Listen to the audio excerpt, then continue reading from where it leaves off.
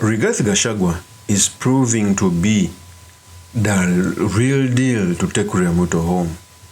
And when Rigathi Gachagua speaks, 98% of the time he's speaking the right thing. There is a day Rigathi Gachagua came out to reveal that the Kenyan pipeline was sold to Museveni by William Ruto. And very many people came out up in arms, speaking against it. And now Rigathi Gachagua is vindicated. For those who are forgetting, Rigathi Gachagua said these statements. Here's the tape. But he did a deal with Museveni. Kenya pipeline has been bought by Museveni and others after the people of Kenya refused to buy Kenya pipeline. Museveni has demanded that the CEO of Kenya pipeline must be a Ugandan. So huyu Sanga amekamatwa to create room for a Ugandan to be the CEO of Kenya pipeline. And Kenya pipeline was bought in a very opaque manner. KCB has named nominees who bought Kenya pipeline. We want those nominees to be named. We want a list of the nominees to be published. We have information that against the law, money has been gotten from the pension funds illegally to buy Kenya pipeline. In fact, the organization called Unclaimed Assets, against the law, they have taken money from unclaimed assets to buy Kenya pipeline. I want to give a very serious warning to the directors of the unclaimed assets that when we take over, we will take you to court because you have no business getting money from unclaimed assets to invest in Kenya pipeline. That is Rigathi Gachagua. And although sometimes Rigathi Gachagua speaks with anger, of course it's normal. He was poorly impeached, not following the constitution, but he normally says the truth. And in this context, you clearly see that Rigathi Gachagua is a front runner. The alternative government, instead of for management, they can come out to say that we shall be looking for a formidable candidate. By the formidable candidate is Rigathi Gachagua. Is the one that news quote etc. The one who's giving William Ruto a sleepless night.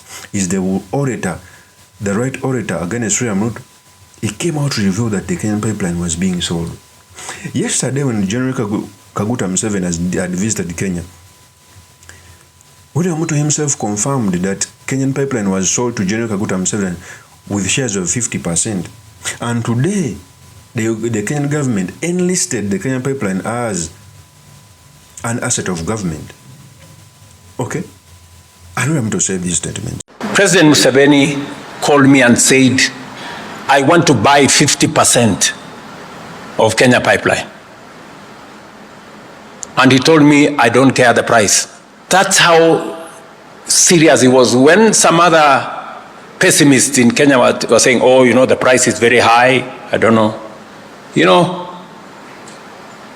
President Museveni could see beyond the price. That is William Ruto.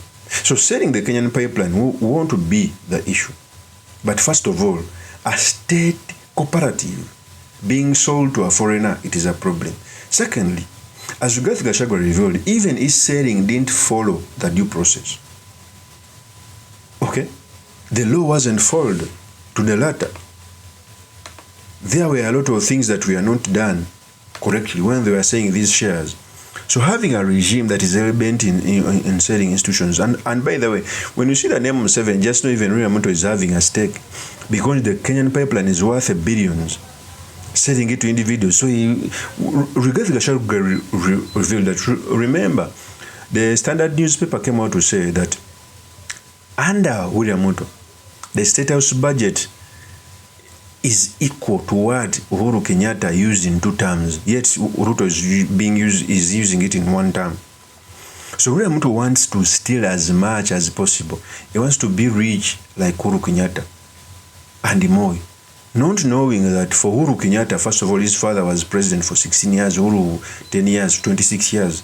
You cannot steal and match them in 5 years or 10 years. It is impossible. To whom much is given, much is expected. William Ruto was given the president of Kenya on a silver platter. We all know what happened. I was an ardent supporter. But he has degenerated. He has failed in Kenya. He has stolen Kenya to the pulp. And William Ruto should not be given a second chance. The moment he gets a second term, he's going to sell the entire Kenya. To an extent, even Kenya will change its name to the highest bidder.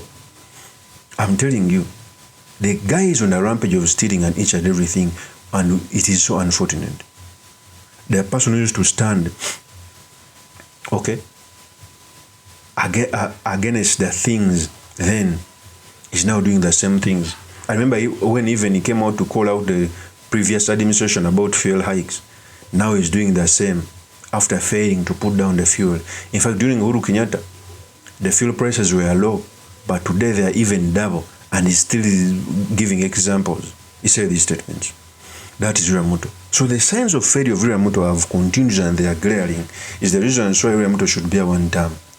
Kenya will catch themselves if they give William Ruto another second term. I'm telling you. Of course, that's my opinion. Mine is truly. This is Wakini Kabe Suleiman Magulin. If you're into this channel, please subscribe, like, and comment so that I'm motivated to do more such videos. I'll see you on another one. Peace.